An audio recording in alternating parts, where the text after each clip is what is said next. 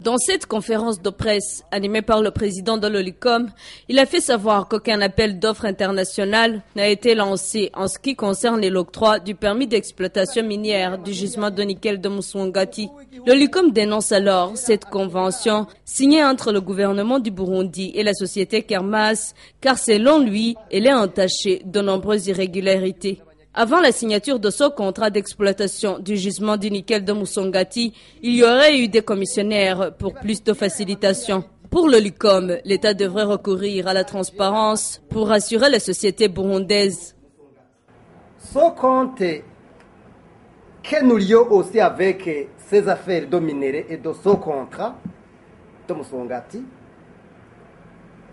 c'est un compte que vous connaissez qui est alimenté par un budget voté par l'Assemblée nationale. Sans aller loin, vous voyez que cette lettre a été donnée aussi au groupe parlementaire du CNDD-FDD, IPRONA et FRODEBU et au président de l'Assemblée nationale.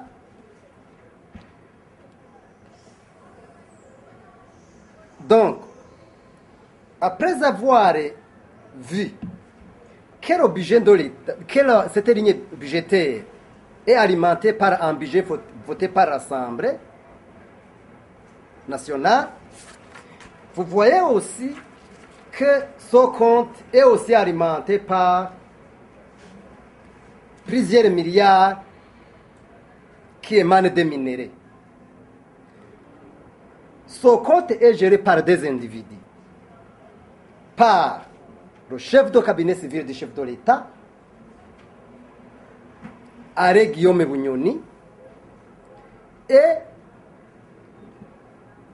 un certain Jean-Paul, le conseiller principal en charge de gestion et de l'administration à la présidence.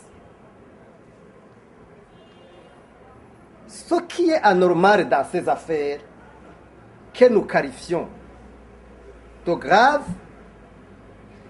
il est anormal que les ressources naturelles des citoyens burundais continuent à être volées aussi et au vu de tout le monde.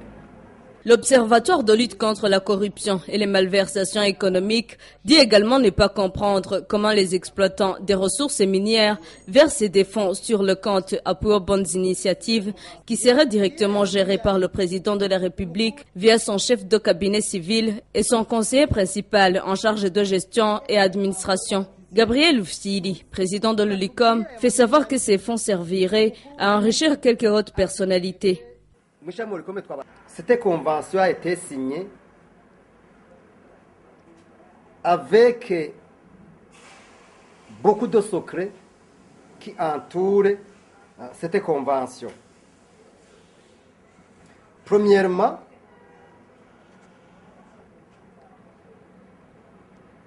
la convention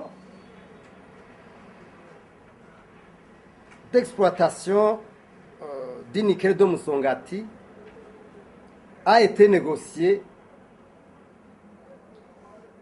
par la présidence, mais pas par le ministre de l'Énergie et des Mines.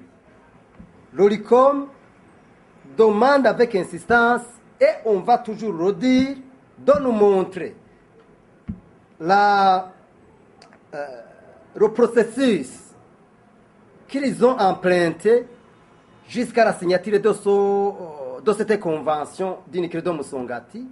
Ce qui est également incompréhensible, selon l'OLICOM, est la raison pour laquelle le gouvernement du Burundi bénéficiera seulement de 15% d'actions dans cette société d'exploitation du nickel et d'autres minéraux associés de Musongati. Il demande actuellement à l'État la transparence dans cette affaire et sur la provenance du nouveau jet présidentiel. Selon toujours Gabriel Ufsili, l'article 6 de la Convention d'exploration du nickel de Musongati dispose pour certains paiements à effectuer au gouvernement du Burundi, y compris l'achat d'un jet d'affaires de 14 places et autres moyens de transport. Il pense alors que l'acquisition du nouvel avion présidentiel est intimement liée au dossier du nickel de Musongati.